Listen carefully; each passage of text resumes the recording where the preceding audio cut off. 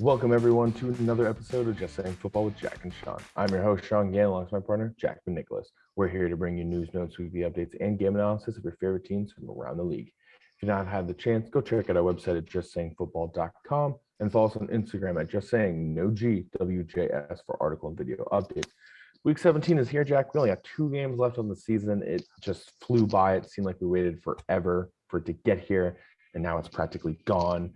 No Thursday night football this week, only in the weekends, and it will be the same for next weekend, and then actually the same for the playoffs. So no more Thursday night footballs for a long time until September, which is sad. But let's jump right into it. When the New York Giants make their way to Chicago to take on the Bears, Chicago coming off of a monster win in Seattle in the snow of a walk-off 2-point conversion win. Giants struggling at the quarterback. What are your thoughts? Yeah, so for me, it's really all about, at the end of the day, this Giants team being able to just kind of come in for the last couple of weeks and be able to, just not show out. They've scored about 11 points a game since Daniel Jones has been out. So going to be kind of a tough task against, a Bears defense that has some great playmakers this year. What I'm looking for really is, especially in Chicago, going to be Cole. Just kind of looking for, an opportunity for the Bears to, work, David Montgomery in there, as well as the Giants to work Saquon and, Devontae Booker there as well. I think that it's going to be a run heavy game. Both teams are kind of going through a quarterback cycle right now. We had Nick Foles start for the Bears last week, Jake Fromm start for the Giants. As you mentioned, Chicago got the win and the Giants did not. So, I mean, for me, I'm off the bat just going, with Chicago. I think that, Darnell Mooney is playing great. Cole Kmet, Jimmy Graham are getting involved in the offense. Whether whoever starts at Chicago at quarterback, I'm a little more confident in them and their defense overall than I am the Giants. So I'll go off, I'll save everybody the Giants rant this week and I'll go with the Bears. Yeah, I gotta agree with you. I think it's the Bears for sure. The Giants defense is the only redeemable part I think about this team currently. The offense has been struggling. Kenny G, the big signee this year, doesn't have a touchdown still to his name. It's not what you were expecting off of what he's been doing the past couple of years. The Giants have been struggling with injuries, all of these different things. Bears have also won the last 2 contests. I'm just going to lean with the Bears, whether it's Nick Foles, who we actually saw a few years ago on their Super Bowl run playing the Giants and beating them, or it's Justin Fields, or it's Andy Dalton. I think that the Bears just have a better overall team and are playing a little bit better football right now than the Giants because their offense is just able to move downfield. So sorry, buddy. I got to go with the Bears. Moving on, we have the Jacksonville Jaguars making their way to New England to take on the Patriots. So 2017 AFC Championship rematch in this one. I'm just going to go with the Patriots off the bat, drop 2 straight. This is a Jacksonville Jaguars team that no longer has James Robinson, tore his Achilles last, wishing him a speedy and best recovery. Has potential to maybe miss a good chunk of next year, though, with this injury coming so late in the season. I just think that the Patriots are a more well-rounded team. Damian Harris coming off a monster 3-touchdown game. Mac Jones hasn't played great recently the last couple of weeks, and I expect this is going to be a good bounce-back game. I'm not saying he's going to go off for 4 touchdowns. He's going to get back to being a clean, non-turnover quarterback, only throwing like 1 or 2 touchdowns. The Jacksonville Jaguars secondary. And Bill Belichick is going up against a rookie quarterback who he always demolishes. Sorry, Trevor Lawrence, has been a struggling season in this game. He's not going to be any better for you. Yeah, and I'm going with New England at home. We always talk about it every year. You get to this point in the season, whether, we saw it last year where they had to get in tight games, the Tom Brady era in New England. You do not want to go to Gillette Stadium in the end of December or early January, and you definitely don't want to go, especially, if you're Trevor Lawrence and this Jacksonville team. Only 2 wins on the year. Right now, he hasn't thrown a touchdown in the last 4 games. He has only 2 touchdowns since week 8, and now we're going into week 17. That's a scary stat to me. So, for me, it's the mistakes the Patriots are able to make veteran quarterbacks make, and they're going to go in. I mean, they are favored by 15.5 this week. It would be very shocking for Jacksonville, especially without James Robinson out with the Achilles, to actually, be able to step up against this team. Very well coached in New England. So I'm going to go with New England as well. Absolutely. I agree. All right, moving on. We have the Tampa Bay Buccaneers making their way to New York to take on the Jets. Tom Brady, 29-7 record against the Jets in his career. He has owned them. Jets are coming off a big win against the aforementioned Jaguars that we were just talking about, making their season look a little bit less like a loss, which is always a huge positive. They didn't have Robert Saleh in that game due to COVID. He's looking like he's going to be back in this one. Look, despite no Chris Godwin in this, and Mike Evans should be back from the COVID list, you got to go with Tampa Bay. The Jets defense is currently ranked 32nd against the run right now. They'll use a lot of Ronald Jones in this one. I just trust that Brady will get the job done. It'll be a clean game for him. Getting Mike Evans back into the fold will also be huge. Yeah, and I mean, just looking at it right now, Tom Brady, what he's been able to do this year, despite having, these injuries, Godwin out, Fournette out now.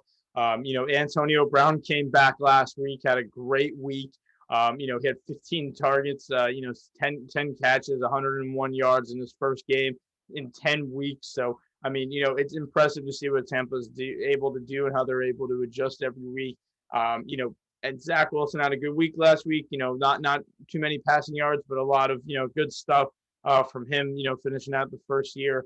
And Michael Carter, another rookie, got to give him a shout out, but he had 16 for 118 last week against the Jacksonville Jaguars. And this week, you got a Tampa Bay team, who's third right now in running game, allowing only 87 yards against them. So, there's not a lot of advantages for the Jets at home this week. I'm going with them. Yeah, absolutely. You just hope that maybe, Wilson limits turnovers and doesn't look – because it's not too rookie-esque of him. You just want to see him build on this game. If they walk away with a loss, you're able to say, well, there's some positive in this. That's all you could really ask for at this point in the season for the Jets fans and fan base. Moving on with the Atlanta Falcons, heading to Buffalo to take on the Bills. Atlanta is in the playoff race, believe it or not. They're hovering at 7-8, which right now in the NFC is only 2 spots open for the playoffs. You have the 8-7 San Francisco 49ers, as well as the 8-7. Oh my God, what is this team? Philadelphia Eagles. Then behind them, it's Minnesota at 7-8 and Atlanta at 7-8. So they have a chance here if they are able to surprise in Buffalo to get a win to possibly make the playoffs somehow. Yeah, the Atlanta's got to be the biggest mystery when you're looking back at the season. They don't have high scoring games. They don't have, a stout defense. They, had to use Cordero Patterson as both a receiver and a running back this year. Kyle Pitts, the electric rookie, almost has 1,000 yards. He only has 1 touchdown.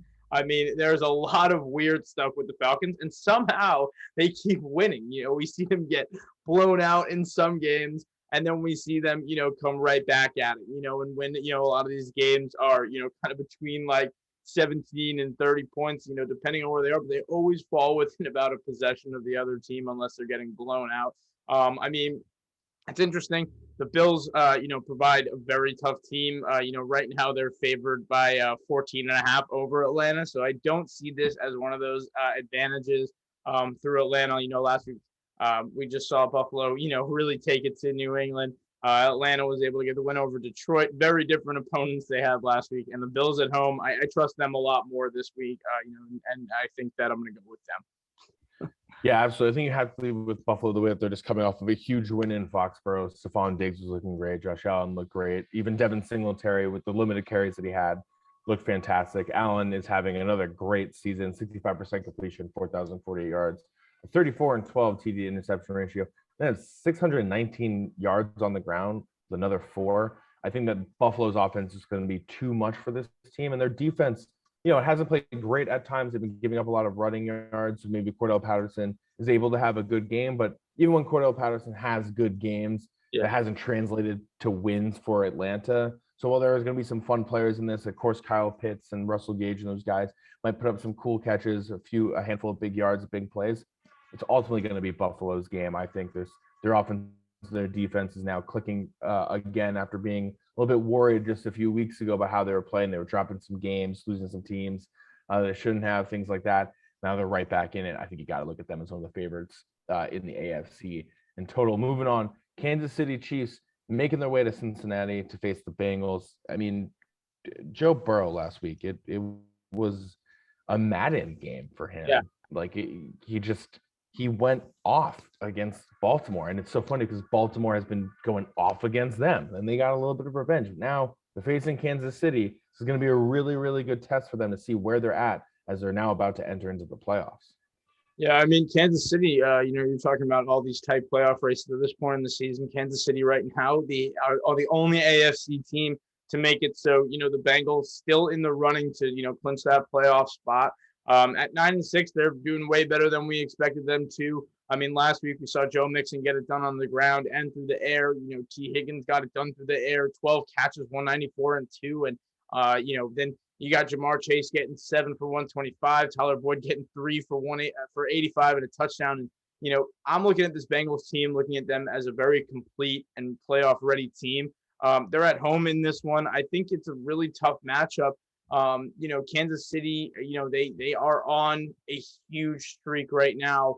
They have 8 games under their belt where they have come, when they were 3-4, we were worried about them. And since, the game against the Giants, in week 8, they haven't lost since then. So I'm going weirdly with Kansas City this week. I think we saw a big boom game out of the Bengals last week. They already had tape on the Ravens. I don't think they have enough tape on Kansas City. And Kansas City, right now, they're the 4th best scoring team and the 5th best scoring team when it comes to points against them. Very balanced team where they are in the season. I am going to trust that Tyreek Hill has a better game than he had last week. Travis Kelce's going to be in. I think the Kansas City Chiefs actually pulled this one out this week. I'm going to go opposite of you. I like the Bengals. I like the streak that they've been going on, and we've seen recently T. Higgins getting more involved and Tyler Boyd getting more involved in the offense, and Joe Mixon and Jamar Chase have just been consistent. So that to me really worries me. We've seen this Kansas City defense struggle. They've played a much better throughout this 8-game win streak that you're mentioning, but we have seen them struggle on the way some of the times. I think it's a really good opportunity for the Bengals to go out there, show this offense can do, beat up on one of the better teams in the AFC, not the favorites in the AFC, in the Kansas City Chiefs. I think they get a surprise win at home, and they're coming at this with a little bit more at stake than Kansas City is. Like you mentioned, Kansas City, the only team right now in the AFC to make the playoffs. They're in, they're good. They've actually, I believe, won the division even. So right now it's the Bengals, they still want to get in there. We've mentioned how tough the AFC North is. They know it is at stake. They only have a 1-game lead on everyone. They have to win this game. If they want to make it to the playoffs, it starts with this game right now. So I'll go with the Bengals. And again, when their offense is clicking, man. It is scary because you can't cover Jamar Chase. Can't double cover him. Can't double cover T. Higgins. And you still got Boyd, but they can run the ball really well. And that, to me, that's a really, really scary team. I'm not saying that they're going to go super far in the playoffs just yet, because the playoffs is a very different animal, and the Bengals haven't been there in some years. But I definitely think they can win this game in the regular season against Kansas City. Yeah, they had a great game last week. It's just, they're a way different team this year than they were last year. No, they definitely are night and day. Moving on, we have the Arizona Cardinals making their way to Dallas to take on the Cowboys. Both of these teams are in the playoffs, but Arizona's been struggling the last 2 weeks. They've dropped both games, not looking the same. Meanwhile, Dallas is coming off of a monster 56-point game against Washington. What are your thoughts on this one? Yeah, I mean, both of these teams, they have to prove that, they are worthy of, the playoff spot that they were both given last week. Both these teams clinched the NFC playoffs. And now, this could be, a matchup for them going forward. We don't know who we're going to see facing off in the playoffs just yet, but you're going to, this is a must win kind of for both teams. I mean, especially for Arizona coming in, they were projected to be the first seed the way they were playing certain times in the season. I mean, Dallas just has really stepped up these last couple of weeks since Thanksgiving. And I mean, now you look at this Cardinals team, as you mentioned, dropping 2 in a row. It is definitely going to hurt their chances. I mean, right now, they're very consistent on offense, but it's very tough. I mean, we saw this Dallas defense, really take it to Washington last week. I think Arizona is way better than Washington, but the way Dallas was able to execute last week, it's scary to think they can get going like that. Yeah, I think that Arizona, you definitely have some concerns for the way that they've been playing. And, you start to say, like, oh, is this the loss of DeAndre Hopkins and not having their true wide receiver one, even though Christian Kirk has been able to do well and things like this in his absence. Their defense is still solid. They have things going for them, and you hope that they're able to find that rhythm again, at least in time for the playoffs. Because like you mentioned, they were looking like the favorite team in the NFC. They were looking like the favorite team in the NFL. And these last two games, they've just really, really been struggling. They don't look the same anymore. And this has kind of been the Cliff Kingsbury thing. Start out really hot, and at some point in the season, that one thing happens, and it just completely deters them, takes them totally off track. I'm going to go with Dallas in this one. I don't want to go with Dallas in this one. But I think that the way that they have been playing has been phenomenal. They were all over Washington, special teams doing it, defense doing it, offense, of course, doing it. We know what they can do week in and week out. Micah Parsons is looking like the definite defensive rookie of the year. I just think that they're going to come into this game with a little bit more. They're playing at home. I got to go with Dallas, I think, for sure in this one. I don't know what Cardinals team we're going to get just yet. So that worries me. Yeah, I mean, I agree, I want to think Dallas in this just because, after what they did last week, their offense currently is the first best highest scoring offense. When we look at this Arizona team, we say, the big advantage here is that they can always outscore you. But I don't think that's the case this week. I think Dallas's defense has been stepping up a lot better than Arizona's has the last couple of weeks. And I mean, everybody on the Dallas offense is looking good. Dak looks amazing. Zeke had a great game last week. Cooper and Lamb are, establishing themselves as one of the best receiver duos in the league. And, they can just do so many things, beat you so many ways. I think the Cardinals, as you mentioned, are, kind of to me like the Steelers last year, where they have all these wins and they keep going. They're already in the playoffs. But you see this at the end of the season when they start breaking down. And it's kind of a tough spot for the Cardinals. So I have to go with Dallas as well. Yeah. Moving on. Miami Dolphins are going to Tennessee to face the Titans. This is a fun matchup, I think. A.J. Brown is back for Tennessee. Their passing offense was right back to it, 11-141-1, just absolutely showed out last week. But Miami has a wide receiver of their own that plays really well. And his name is Jalen Waddle, the rookie. 10 catches, 92 yards, and 1 touchdown. He also had another one on the ground. This is the third straight week with at least 9+ catches. Yeah. What are your thoughts coming to this one? These are two AFC teams that can both make the playoffs. And by the way, Miami, first team ever in NFL season to go lose 7 games straight and also win 7 games straight in the same season. So Miami breaking records while they're doing this, man.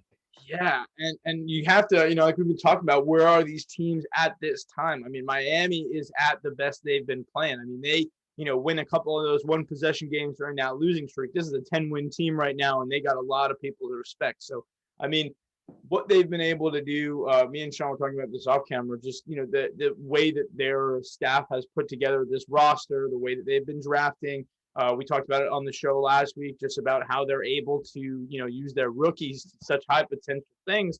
I'm loving what they're doing. I mean, Tennessee, they haven't looked the same since Henry, but they are keeping those wins up, and it's hard to kind of bet against them. I actually weirdly like the Titans last week, only because of what I saw from last week. I mean, they have the second best running defense. Miami, they've been able to get some wins using creativity with their run game, but I don't think that's the case this week. I think the Titans, this is one of those times where they can step up, kind of hurt Miami's fire. I hate to say it, Miami's doing so well, but I feel like the Titans are really in the mode right now where they really just want to get that playoff spot, get Derrick Henry back, and go on a run. And A.J. Brown doing what he did last week definitely showed me that. So I'm actually going to go with the Titans in this one. This is a tough game for me. I like what you're saying about how Tennessee's defense has been playing, and Miami, we've seen throughout the last 2 years, when they struggle to run the ball, they struggle to run the ball, and it just doesn't get going for them, and they will abandon it pretty quickly. And then you're relying on Tua and Waddle and Parker, and we've seen that their offense can get it done. But the defense of Tennessee has been really stingy all year. We saw them shut out a really good Rams team when they just lost Derrick Henry, and things like this. So to me, this is the most 50-50 game I think that we have in the 1 o'clock. I think the pendulum can really swing towards either one of these teams. I'll go with you with Tennessee. I agree. I just think that A.J. Brown might be a little bit too much, and that was such a huge boost to their team last week that it will continue. But again, it just wouldn't surprise me if the Dolphins pull this out. If they did win this, I'd be like, all right, not surprising. Yeah, we got to give them their respect where it's due. I think just Tennessee at home, we've seen this before. And without Henry, it's been a less of obviously a running threat, but they have been able, they're a well-coached team. They're able to make those adjustments. Obviously, we're talking about it before, Brian Flores. We were talking off camera about him and his hot seat. He's definitely established himself as a great coach as well. But we've seen Mike Vrabel do it in December, make his team get into the playoffs every year. So I'm really looking for that. I think Tennessee does do it at home, but you've got to respect Miami. If they win the game, they win the next one, they're going to the playoffs. So. Yeah, absolutely. And I think you have to take last week's game with a grain of salt for the Miami defense, because they were playing a Ian Book led Saints offense that just couldn't do anything. Like, genuinely, they just weren't really able to get anything started in the passing game. That early pick six on the opening drive immediately set them back. It definitely ruins your rookie quarterback. And you take away that pick six, it's only a 13-3 win. Their offense didn't put up a ton of points against the Saints defense, which is a good defense. So that, you have to raise some questions about that, I think, as well, when you're saying, is the Miami defense really good? Look what they were able to do last week. It's like this, but they have been playing well. Got to give them the respect that they deserve for sure. Moving on, they're the Las Vegas Raiders making their way to Indianapolis to take on the Colts. Carson Wentz is on the COVID reserve list, and the Indianapolis has reached out to Rivers about possibly maybe filling the role for the week or whatever. But if not, it's looking like it's going to be Sam Ehlinger, the rookie out of Texas, getting the start this weekend for the first time. Good news. Indianapolis, they are getting Darius Leonard back from the COVID list, which is huge for their defense. But what are your thoughts going into this one? Potential for Darren Waller to be in this one for the Raiders. It should be huge this late in the season for them to try to make a playoff push. Yeah, definitely. I mean, Darren Waller missed the last couple of games. We've seen how that's affected the passing game. Brian Edwards going to be out in this one with COVID. Definitely not good for the Raiders, who had such a hot start to the season. I feel like we were talking about them so much at the beginning. They started 3-0, and then they were 5-2, and now they're 8-7. So it's definitely been a long season for the Raiders, and the Colts are not the team you want to be matching up with. While the Colts are also trying to get their stuff done here. Last year, it wasn't super pretty. Philip Rivers, it was pretty for the Colts, and it wasn't super pretty for the Raiders. It was 44-27. Indianapolis actually won that game because Jonathan Taylor got 150 yards and 2 touchdowns, as well as T.Y. Hilton getting 2 touchdowns. So the Colts played pretty well against the Raiders last year. I think they're going to try to carry that in here this week, and do the same thing they did last year and run Jonathan Taylor down their throats. I love what the Raiders have done this year, but I feel like, especially losing their head coach John Gruden in the middle of the season, it affects the team at this point. And Frank Reich's one of the best out there. He's looking to make the playoffs. They got a great run game, great defense. Darius Leonard come back. I really do like the Colts way more than the Raiders this week, for me personally. No, I have to go with you on that. I think that they don't have Brian Edwards, also the Raiders, right now. So their wide receiving core is getting just absolutely depleted. It's going to be up to guys like Zay Jones and Hunter Renfrow to get the job done. Then you have to rely on your running back and Josh Jacobs and things like that. And the way that the Colts defense has been playing now with Darius Leonard back in the fold from the ball, at least all pretty game for you, and things like that. The Colts defense is good enough, and the way that their offense, you have Jonathan Taylor, you can hand off the ball 25 times, and the dude can go off for 200 yards and 3 touchdowns, and that's how you win the game. We saw them do it up against Buffalo. We've seen them do it last year, like you mentioned, against the Raiders. This is how their team wins games. It's on Jonathan Taylor's running ability. They beat the Patriots because of him. They can definitely beat the Raiders team. I'd be surprised if they lost this game despite starting a rookie quarterback, and we've seen the rookies struggle this year, but I don't think that will be the case. He's going to have a pretty easy game. They won't necessarily ask him to throw the ball a lot. And when they do, it's going to be safe, simple, comfortable passes that make Ehlinger feel like he understands the game, is getting comfortable in the system, and is comfortable at the game speed. Because, again, you just hand the ball off 25 times to Jonathan Taylor. Like, when you have the ability to do that, you're setting up your offense really, really well for the playoffs, and you're setting them up even better just to win games week in and week out. So I got to go with the Colts for sure on that one. Moving on, we have Jack's 2 favorite teams playing, the Philadelphia Eagles. Oh, sorry. You're going to say something? No, I was going to say I'm excited for this next matchup. Yeah, it's your 2 favorite teams. You got the Philadelphia Eagles making their way to Washington to take on the football team. Eagles beat up on Jack's Giants last week. Washington was beaten up by Dallas. Again, they let up a whopping 56 points and were only able to put up 14 in return. What are your thoughts going into this one? Yeah, I mean, my thoughts is you have to look at how the Eagles played last week, and you have to, just hope that they're able to, they're in the playoff run right now. They're only favored by 3.5 here. It's as we talk about all the time, divisional matchups. They are very familiar with one another.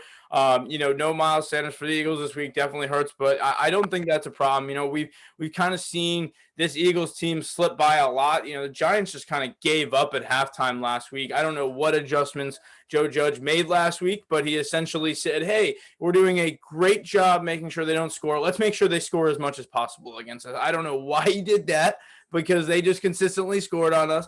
But Jalen Hurts, Devonta Smith, I think it would be great to see those guys kind of, get in the playoffs. Now, I never want to root for Philly, but they are having a great season. Their defense is good. And Washington obviously has struggled a lot, as we saw last week against Dallas. I do like Philly this week, even though, it's really just about their run game for me. They have the best run game in the league. They take so much time and possession up from everybody. Right now they're averaging 163 on the ground. Defense is top 10 in almost every stat. So I really like what Philly's doing right now. I think that they know they have to win this game to make the playoffs. And, Washington, definitely a good opportunity for them to do that. So, I mean, I like what Washington's done this year, but what we saw last week was abysmal. Yeah, and I think you're absolutely right. Just the way the Eagles have been playing, they got the win earlier this year on a comeback win when they were down 10 points. They ended up winning 27-17. Hurts is looking really comfortable. They won't have any Miles Sanders in this one, but we've seen that Jordan Howard is able to pick up the slack when there's no Miles Sanders. He did break his hand. He's expected to miss this week. Might be back for week 18, if not, definitely around for their playoff push. But you just don't know what you're going to get from Washington. They let up over 200 yards on the ground the last time these two teams played. I want Washington to win because as a Vikings fan, a Eagles loss and a Vikings win against the Packers would be huge for us in terms of our playoff implication. But I don't think it's realistic. I don't think that Washington has enough right now in the tank. Their defense looks off. We saw players, arguing on the sidelines, throwing some hands. They came out afterwards and said, if you have siblings, that's how brothers are. And I think it's totally that. I wouldn't look too much in that. But we saw last week that they really, really struggled and that they looked completely off. I don't know how they're going to bounce back from that one because that was kind of an embarrassing loss. That was like a Madden. Again, we talked about with the Bengals. That was a Madden kind of game where like your boy is just really good at defense and really good at special teams, and you're just trash. And that's what it felt like while you were watching it. It was really, really tough to watch. Yeah, and it was consistent. It was with the Bengals, just running up the score and not being able to stop them. I think Washington, if that's what Philly did last week towards the end of the game to New York. And, right now, both those NFC East teams, I mean, Dallas has the division. Philly is playing for the wild card right now. They got nothing to lose by going out there and playing as hard as they can. But, yeah, I mean, I do like Philly on the road this week. I hate picking them, though. Yeah, I know. I agree with you. All right, moving on. Our last game in the 1 p.m. slots. We have the Carolina Panthers making their way to the New Orleans to take on the Saints. Good news for New Orleans. They should be getting Trevor Siemian or Taysom Hill or both of them back for this game so they can move on from Ian Book. Last week was really, really difficult for them. Again, though, their defense did play really, really well, and that's a bright spot, I think, of the Saints this year. They do get the Panthers now. What are your thoughts on this one? Yeah, I mean, when you look at these teams, I mean, we are basically just at this end of the season where we actually had some really high expectations for both these teams coming in. And now we look at this Panthers team where the highest, passer is Sam Darnold still. And Sam Darnold has not really been playing since Cam Newton has taken over. I mean, he played 10 games, and now it hasn't been the best for him. No Christian McCaffrey, Cam Newton losing all these games. The Panthers being 5-10 right now just shocked me overall. I mean, this was a team that was, 5-5, and now they've lost 5 straight. The Saints, this was, a team that, was starting 5-2, and they've only had 2 wins since then. I mean, it's kind of a shame what's happening to these teams. COVID's hit them Michael Thomas for the Saints. I mean, but right now, what I'm looking at, I'm hoping that the Panthers defense maybe makes a little statement game here. I kind of want to go with them. I think that they've been struggling so hard all season. We've seen them get dominated. And I think that with, maybe if Ian Book is still there, it could be a really good opportunity for the Carolina Panthers to get it done. I think both of these teams, they got nothing to lose right now. But I'll go with the Panthers just for fun on this one. Yeah, I gotta disagree with you, and the main reason for me is they're getting hammered with COVID cases this week. Brian Burns, Shaq Thomas, Marquez Haynes, Phil Hoskins, all from their defense, all on COVID reserve. Shaq Thompson and Brian Burns are arguably their two best defensive players, not going to be in for this matchup. Their center, Matt Paredes, their tackle, another defensive tackle, Davon Nixon, all tested positive. They're not going to be there as well. They're missing some key players across their defensive front, across their offensive line. Cam Newton, he came out this week and was like, you start to question if you can still do it and all these things. That's not what you want to hear from your quarterback. Sam Darnold hasn't looked great when he has stepped in for them. That's not what you want to see from your quarterback. So I'll go with the Saints, even if there's Ian Book out there. I think that there's Ian Book out there. This is going to be just a sloppy, gross game that no one wants to see. At least if there's Taysom Hill or Trevor Siemian, you'll have at least some movement offensively from these teams. Yeah. But I think I got to go with the Saints just because of all the COVID cases right now. The Panthers. If the Panthers are healthy defensively, I would lean maybe more towards them. But I like New Orleans in this one. I think that they're getting an opponent who's getting hit with COVID at a tough time, and they're going to benefit from that. And also you mentioned they started out really hot, and then they've kind of cooled down a little bit. But for their first season without Drew Brees, I think you got to be relatively happy with this season. Yeah. I think if you're a Saints fan, you're in playoff contention a little bit. You're on the slightly more on the outside looking in compared to maybe like the Eagles or the Vikings, and stuff like that. But you're still in it. Yeah, and that's tough I to do. I actually, as you go through it, the Saints are, the better team here. I like how Carolina has been able to slip out wins this season, so that's the only reason I went with them. But I do like your pick a lot more than mine. The Saints, seriously, when you bring that up, without Drew, Jameis Winston go down the whole season, they still win games. Yeah, you have Trevor Siemian get hurt. Taysom Hill was hurt for an extended period of time. They really haven't had a couple of weeks in a row where they could be like, "Yep, we got our quarterback ready to go." But maybe Carolina upsets underdogs. I'll go with the underdog. We love a good underdog. Look, they still got DJ Moore, Robbie Anderson, and Trevor Hubbard, and if they're able to work the offense well, which they've struggled, I think I think that's one of those offenses that if it gets going, it can be one of the best offenses in the NFL. There's just so much talent on that roster, so much young talent on that roster. You're hoping that Matt Rule, looked at the start of the season, they got it together. I think now you're trying to look at least to next season, hopefully with CMC coming back healthy. And if he's able to stay healthy, that is now getting to be a big concern. That the Panthers team can really compete in the NFC South. But, they started out hot. They're once again looking outside in. It needs to kind of stop, I think, for the Panthers. They gotta figure it out. The Sam Darnold experiment didn't work. Time to find a new quarterback. The Cam Newton experiment didn't work. He's not going to be coming back. You hope that CMC doesn't get injured again, because if not, that contract begins to look questionable. So the Panthers have a long off season, I think. And it sucks that they get hit with COVID cases this late in. You can win against a division opponent. You'd love to do that, but I don't think they're going to get the opportunity this week, sadly. But that's all the time that we have. Thank you everyone for listening, and thank you everyone for tuning in. Yeah, enjoy the big stack Sunday 1 p.m. here. No more Thursdays, but yeah, excited to bring you guys this video. JustSayingFootball.com. Just Saying Football on YouTube, and Just Saying No GWJS on Instagram for all your updates, and check out when we're posting up our videos. And hope everyone had a good holiday and enjoy the new year. Yeah, happy New Year, everyone. Hope everyone enjoyed their holiday season.